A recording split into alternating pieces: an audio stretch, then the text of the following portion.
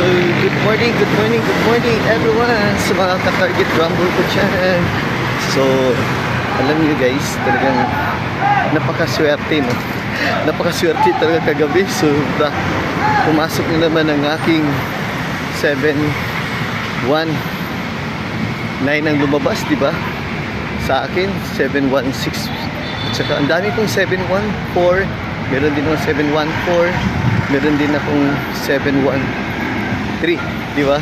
So, ngayon, ang aking pa-target ngayong alas 2. So, July 31 tayo guys. So, coding number natin. So, balikan natin yung coding number natin is 31. So, ang target ko sa 31 pwede maging 031.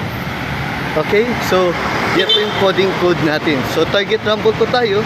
Kung gusto nyo mag-target, very good. Di ba? So, maraming salamat po sa suporta ninyo po. Please subscribe po ang aking YouTube channel. Subscribe din po kayo.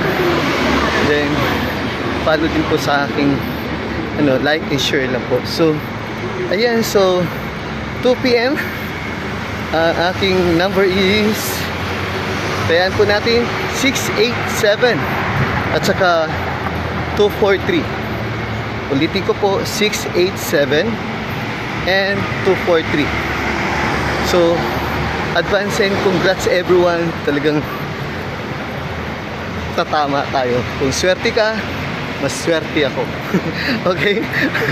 Okay, kasi nagsishare lang po ako dito guys sa mga gusto pong tumaya ng aking 3D numbers. So, mga binibigay ko talagang hindi talaga isa may swerte. Swerte ka talaga. So, may you bless and God bless you everyone.